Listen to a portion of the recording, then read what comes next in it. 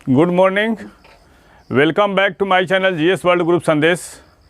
आज हम लोग बायो पढ़ेंगे और बायो में हम लोग पुष्प के बारे में पढ़ेंगे। ये सामने आप ग्राफिक्स देख रहे हैं, ये पुष्प का है। पहले ये समझेंगे कि पुष्प होता क्या है। पुष्प होता क्या है इसके बारे में समझेंगे हम लोग। पुष्प होता क्या है।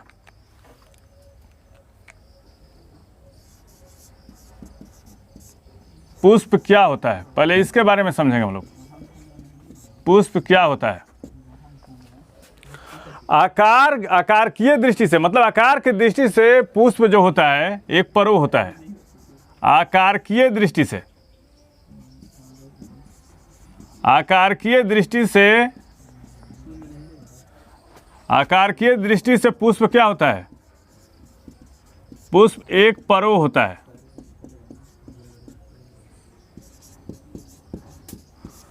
और पुष्प में क्या होती है, पुष्प में गांठें होती हैं। पुष्प में गांठें होती हैं। पुष्प में गांठें होती हैं और इसमें रूपांतरित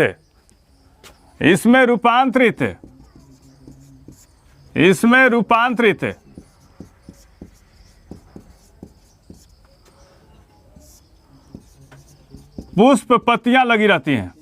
इसमें रूपांतरित पुष्प पत्तियां लगी रहती हैं। इसमें क्या होती है, रूपांतरित पुष्प पत्तियां लगी रहती हैं। और ये पुष्प पत्तियां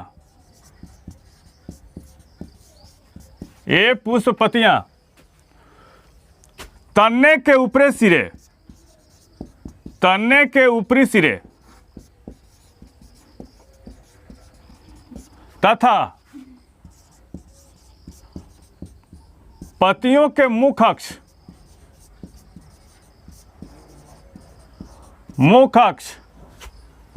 में स्थित होकर प्रजनन का काम करती है।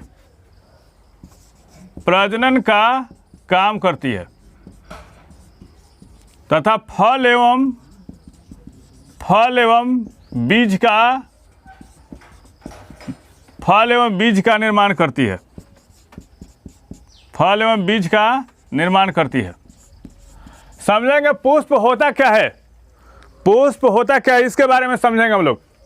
आकारकीय दृष्टि से पुष्प एक पर्व है। क्या है, पुष्प एक पर्व है। देखेंगे यहाँ पे आकार की दृष्टि से पुष्प क्या है, एक पर्व होता है। और पुष्प में क्या होती है, गांठें होती हैं और इसमें रूपांतरित पुष्प पत्तियां लगी रहती हैं। जो हल्की हल्की आप फूल देखते हैं उसमें छोटी छोटी पुष्प पत्तियां लगी रहती हैं। और ये पुष्प पत्तियां कहाँ होता है, ये तने के ऊपरी सिरे। पुष्प पत्तियां कहाँ होती है, तने के ऊपरी सिरे तथा पत्तियों के मुख अक्ष में स्थित होकर प्रजनन का काम करती हैं एवं फल एवं बीज का निर्माण करती हैं। पुष्प होता क्या है, फिर से समझा रहे हैं। आकार की दृष्टि से पुष्प क्या होता है, एक पर्व होता है। पूछता है क्वेश्चन कि पुष्प होता क्या है, तो पुष्प एक पर्व होता है। इसमें क्या होती है, तो इसमें गांठें पाई जाती हैं और इसमें रूपांतरित पुष्प पत्तियां लगी रहती हैं। जो छोटी छोटी पत्तियां होती है, रूपांतरित जो पुष्प पत्तियां लगी रहती हैं। और यह पुष्प पत्तियां तने के, जो पुष्प की जो पत्तियां होती है तने से ऊपर ही रहेगा ना, ये तने से ऊपर, तने के ऊपरी सिरे तथा पत्तियों के जो पत्तियां होती हैं उसके मुख अक्ष में होकर प्रजनन का काम करती हैं एवं फल एवं बीज का निर्माण करती हैं। अब देखते हैं पुष्प, इसके बारे में ग्राफिक से समझेंगे। और जो पत्तियां होती हैं वो चार भाग में बटी होती हैं। जो फूल की जो पत्तियां होती हैं, जो इसके जो होता है फूल का मूलतः होता है चार भाग होता है। कौन कौन भाग होता है इसके बारे में समझेंगे। तो एक भाग होता है बाह्य दल पुंज, एक होता है दूसरा दल पुंज, और तीसरा भाग होता है पुंमुंग होता है, और चौथा भाग क्या होता है, जयांग होता है। समझेंगे यहाँ पे। इसमें फूल का जो होता है, इसमें कोई भी फूल का रूपांतरित तने के रूप में परिवर्तित होती है, उसके चार भाग होते हैं। एक होता है बाह्य दल पुंज, एक होता है दल पुंज, एक होता है पुंमुंग और एक होता है जयांग। समझेंगे आखिर पूर्ण पुष्प किसको कहा जाएगा, पूर्ण पुष्प किसको कहा जाता है, पहले इसको समझेंगे। देखिए, अगर बाह्य दल पुंज, जयांग, दल पुंज और पुमंग उपस्थित हो, अगर बाह्य दल पुंज, जिस फूल में बाह्य दल पुंज, जयांग, दल पुंज और पुमंग उपस्थित हो, उसको पूर्ण पुष्प कहा जाएगा। और जिनमें एक या एक से अधिक, मतलब अगर कोई ऐसा भी फूल हो जिसमें दल पुंज, पुमंग अगर दोनों अवेलेबल नहीं हो, या बाह्य दल पुंज या जयांग नहीं हो, उसको अपूर्ण पुष्प कहा जाता है। मतलब चारों में से अगर एक भी अनुपस्थित रहा, उसको अपूर्ण पुष्प कहा जाएगा। फिर समझा रहे हैं एक बार, पूर्ण पुष्प किसको कहा जाता है? जिसमें बाह्य दल पुंज, जयांग, दल पुंज और पुमंग उपस्थित हो, उसको क्या कहा जाएगा? पूर्ण पुष्प। और जिसमें इन चारों में से एक भी कोई अनुपस्थित हो, इसको क्या कहा जाएगा? अपूर्ण पुष्प कहा जाएगा। पूर्ण पुष्प किसको कहा जाता है? पहले इसको समझाते हैं। पूर्ण पुष्प जिसमें बाह्य दल पुंज, जिसमें बाह्य दल पुंज, पुमंग, दल पुंज, दल पुंज, पुमंग, जयांग उपस्थित हो, उपस्थित हो, उसे क्या कहते हैं? पूर्ण पुष्प कहते हैं। उसे क्या कहते हैं? पूर्ण पुष्प कहते हैं। समझेंगे फिर से, पूर्ण पुष्प किसको कहा जाता है? तो पूर्ण पुष्प कहा जाता है जिसमें बाह्य दल पुंज हो, दल पुंज हो, पुमंग हो और जयांग हो। अगर चारों उपस्थित रहता है तो उसको पूर्ण पुष्प कहा जाता है। अपूर्ण पुष्प किसको कहा जाता है? अपूर्ण पुष्प। अपूर्ण पुष्प उससे कहा जाता है जिसमें चारों में से, इन चारों में से अगर, इन चारों में से कोई भी अनुपस्थित हो, कोई भी अनुपस्थित हो, उसे क्या कहा जाएगा? अपूर्ण पुष्प कहा जाता है। उसे क्या कहा जाता है? अपूर्ण पुष्प कहा जाता है। फिर से समझेंगे, पूर्ण पुष्प का मतलब ये होता है जिसमें बाह्य दल पुंज, जयांग, दल पुंज और पुमंग उपस्थित हो। अपूर्ण पुष्प का मतलब होता है जिसमें से एक या एक से अधिक कोई भी अनुपस्थित हो, तो उसको क्या कहा जाता है? अपूर्ण पुष्प कहा जाता है। इन चारों में से कोई भी अनुपस्थित हो, एक या एक से अधिक अनुपस्थित हो, उसको क्या कहा जाएगा? अपूर्ण पुष्प कहा जाता है। फिर से समझा रहे हैं ग्राफिक से पुष्प होता क्या है? आकार के दृष्टि से पुष्प क्या होता है? एक परो होता है। पुष्प में गांठें पाई जाती है, पुष्प में गांठें पाई जाती है, पुष्प में गांठें पाई जाती है। इसमें रूपांतरित पुष्प पत्तियां लगी रहती है, जो नई नई पत्तियां होती हैं। और यह पुष्प पत्तियां कहाँ रहती हैं? तने के ऊपरी सिरे पर होती हैं। और पत्तियों के मुख अक्ष, जो पत्तियों के मुख अक्ष में स्थित होकर प्रजनन का काम करती है तथा फल एवं बीज का निर्माण करती हैं।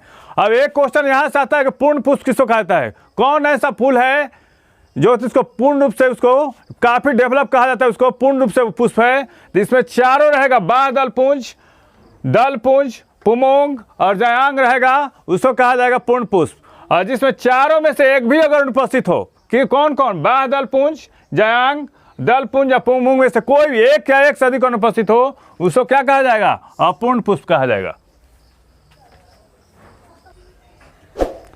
देखो, यहां पे समझने का प्रयास करते हैं, आखिर पुष्प के सहायक अंग कौन कौन होते हैं, मुख्य अंग कौन कौन होते हैं? तो बाह्य दल पुंज, देखिए यहां पे बाह्य दल पुंज, बाह्य दल पुंज, बाह्य दल पुंज, दल पुंज, दल पुंज, इसको क्या कहता है? सहायक अंग कहा जाता है। इसको क्या कहता है? सहायक अंग कहा जाता है। किसको किसको? बाह्य दल पुंज और दल पुंज को क्या कहता है? सहायक अंग कहा जाता है। और पुमंग और जयांग को, पुमंग और जयांग को क्या कहा जाता है? पुमंग और जयांग को क्या कहता है? मुख्य अंग कहा जाता है। पुमंग और जयांग को क्या कहता है? मुख्य अंग कहा जाता है। समझेंगे यहाँ पे, पुष्प के चार भाग होते हैं, कौन कौन? दल पुंज, पुमंग, बाह्य दल पुंज और जयांग। तो इसमें सहायक अंग कौन होते हैं? बाह्य दल पुंज और दल पुंज क्या होता है? सहायक अंग। पुमंग और जयांग क्या होता है? मुख्य अंग होता है। अब पढ़ेंगे हम लोग किसके बारे में? बाह्य दल पुंज के बारे में पढ़ेंगे। बाह्य दल पुंज के बारे में पढ़ेंगे। बादल पुंज। यह पुष्प का सबसे बाहरी चक्र होता है। यह पुष्प का सबसे बाहरी चक्र होता है। यह पुष्प का सबसे बाहरी चक्र होता है तथा विभिन्न दलों का बना होता है। विभिन्न दलों का बना होता है तथा विभिन्न दलों का बना होता है तथा विभिन्न दलों का बना होता है। इसका मुख्य काम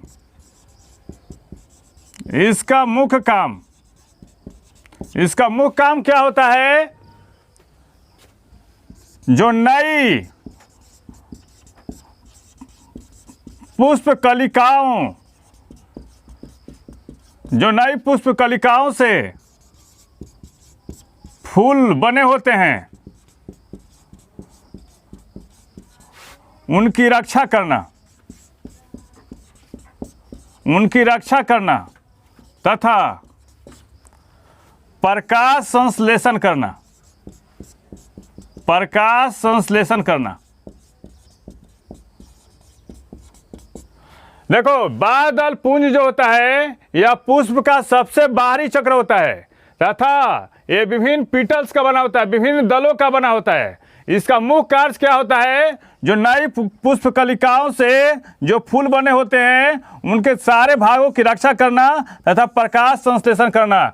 इसका महत्वपूर्ण काम क्या होता है? ये जो होता है पुष्प का सबसे बाहरी भाग होता है, बाहरी चक्र होता है। और यह जो 4 चक्र होते हैं, किसी फूल के 4 चक्र होते हैं, बादल पुंज, दल पुंज, पुमोंग और यांग। यह पुष्प का सबसे बाहरी चक्र होता है। कौन होता है? बादल पुंज होता है तथा विभिन्न दलों का बना होता है। विभिन्न दल होते हैं यहाँ पे, जिसको पीटल्स कहा जाता है, विभिन्न दलों का बना होता है। और इसका मुख्य कार्य का काम क्या है? जो नई पुष्प पत्तियां बनती है और नई पुष्प पत्तियों से जो फूल बनते हैं उसके सारे भागों की सुरक्षा करने का काम किसका होता है? ये बादल पुंज का होता है। और वे प्रकाश संश्लेषण का काम करते हैं। कौन काम करता है? जो ये बादल पुंज में जो रक्षा करता है जिन फूलों को, जो नई पुष्प पत्तियां होती है उसमें क्या होता है? प्रकाश संश्लेषण का काम करती हैं।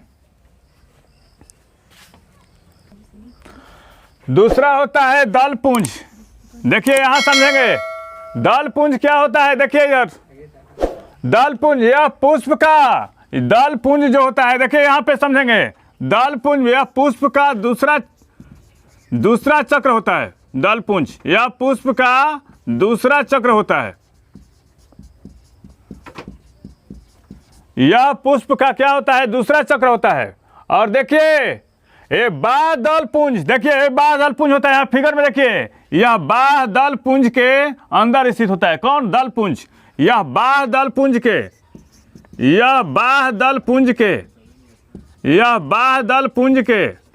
अंदर स्थित होता है। यह बादल पुंज क्या होता है? अंदर स्थित होता है। कौन? दल पुंज होता है। यह बादल पुंज के अंदर स्थित होता है और 2 या 6 दलों का बना होता है। 2 या 6 दलों का बना होता है। और इसका मुख्य काम क्या है? इसका मुख्य काम ये है कि कीटों को परागण के लिए आकर्षित करना। इसका मुख्य काम क्या है? इसका मुख्य काम परागण के लिए कीटों को आकर्षित करना है। कीटों को आकर्षित करना है। समझेंगे इसको। दल पुंज होता क्या है? पहला पुष्प का पहला चक्र होता है बादल पुंज। दूसरा कौन होता है? दल पुंज होता है। पुष्प का दूसरा चक्र कौन होता है? दल पुंज होता है। और यह 2 या 6 दलों का बना होता है। देखिए यहाँ पे ये जो होता है बादल पुंज, ये दल पुंज हुआ, इसके अंदर के भाग में स्थित होता है। देखिए यहाँ फिगर में देखिए, ये जो बादल पुंज है इसके अंदर के भाग में स्थित है दल पुंज। और ये 2 या 6 पीटलों का बना होता है।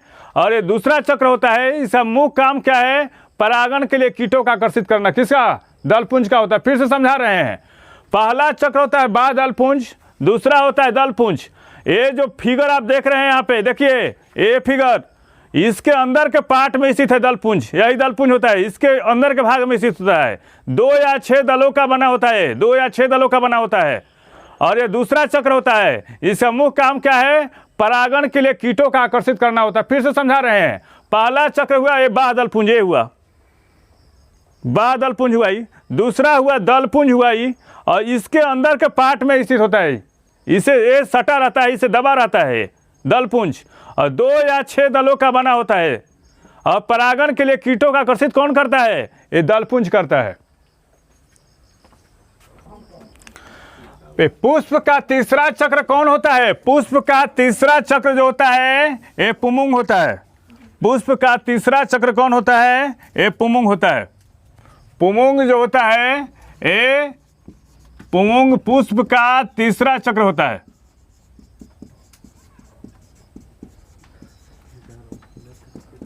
पुंमुंग जो होता है ये पुष्प का तीसरा चक्र होता है। 2 या 2 से अधिक पुंकेसरों से मिलकर बना होता है। 2 या 2 से अधिक पुंकेसरों से मिलकर बना होता है। 2 या 2 से अधिक पुंकेसरों से मिलकर बना होता है। 2 या 2 से अधिक पुंकेसरों से मिलकर बना होता है। कौन होता है? पुंमुंग होता है। यहां पे देखेंगे पुंमुंग। पुंमुंग क्या होता है? पुष्प का तीसरा चक्र होता है। 2 या 2 से अधिक पुंकेसर से मिलकर बना होता है। 2 या 2 से अधिक पुंकेसर से मिलकर बना होता है। कौन? पुंमुंग होता है। और पुंकेसर जो होता है, पुंकेसर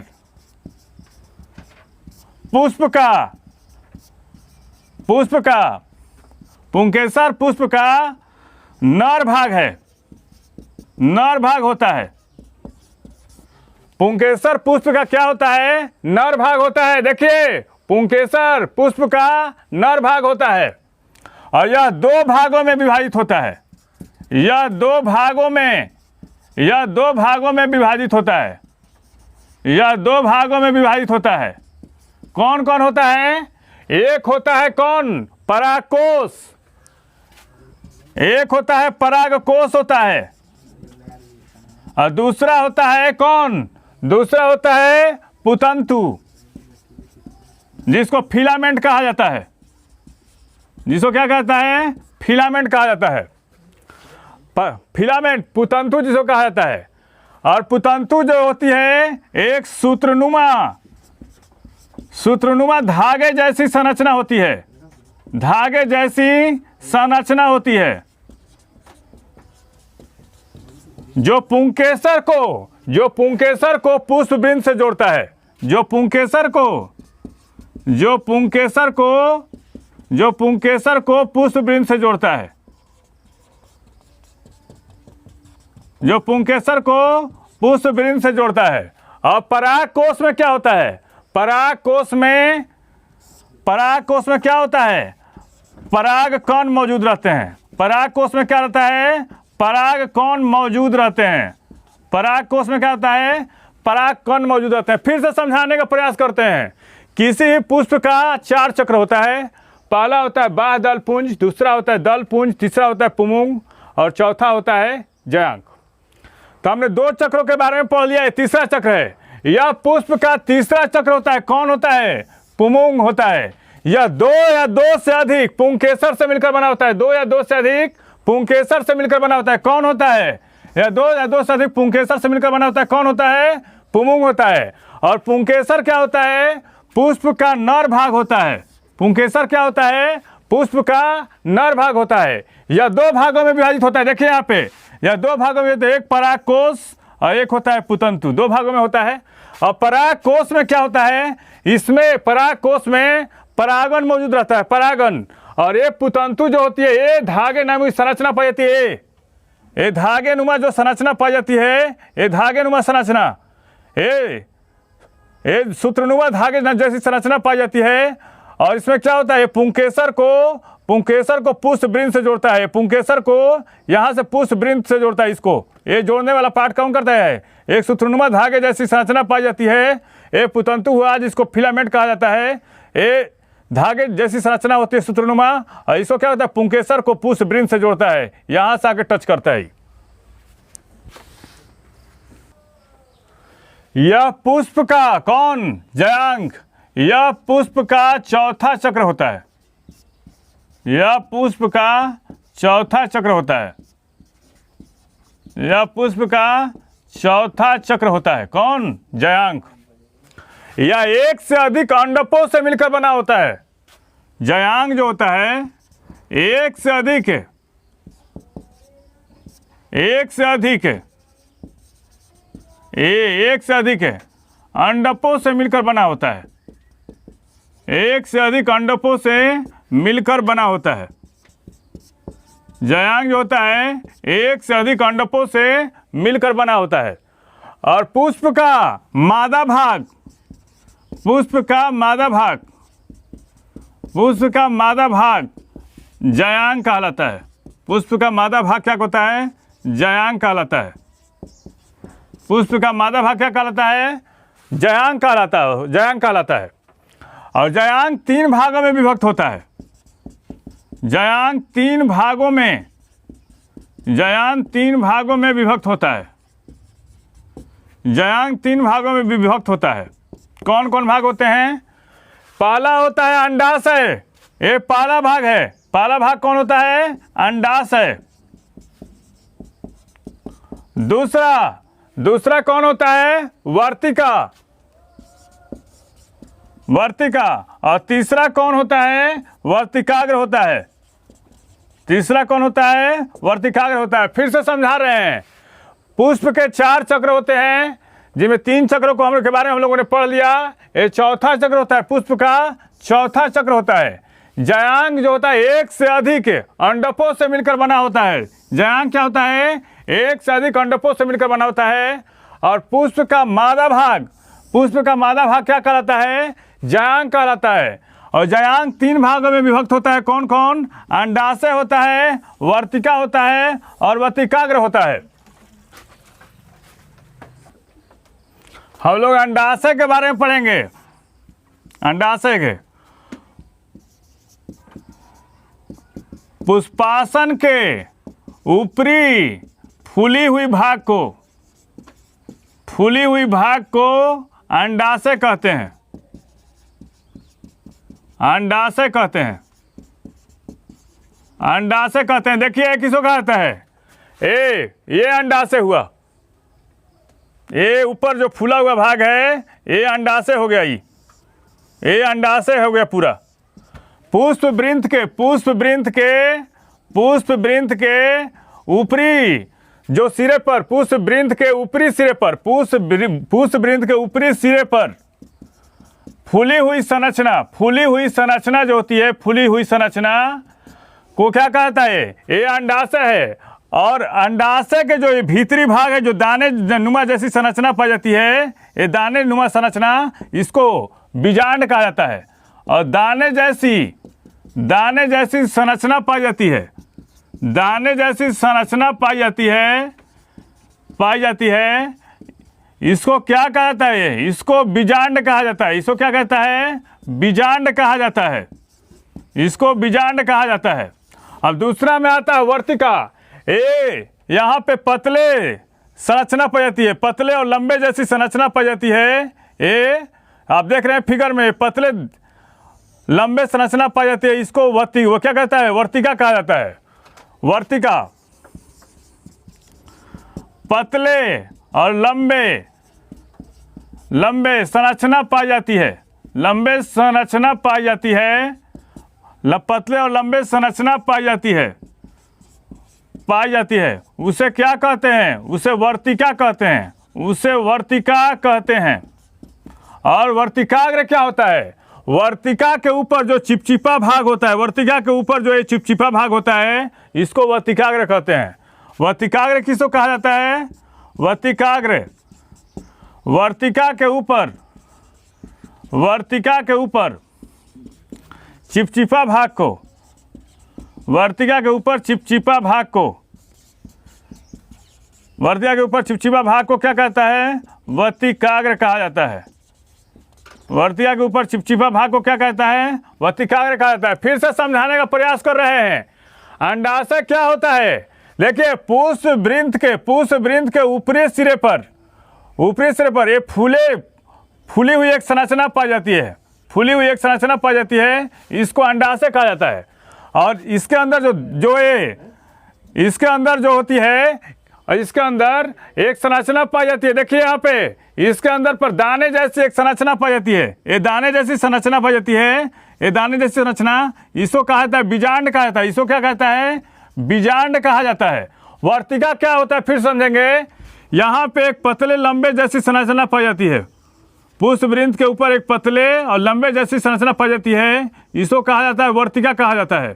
और वर्तिका के ऊपर एक चिपचिपा भाग होता है, वर्तिका के ऊपर एक चिपचिपा भाग होता है, इसको क्या कहता है? इसको वर्तिकाग्र कहा जाता है। इस चैनल के माध्यम से सभी विषयों का तथ्यपरक विश्लेषण किया जा रहा है। आप इस चैनल को सब्सक्राइब कीजिए, लाइक कीजिए। धन्यवाद।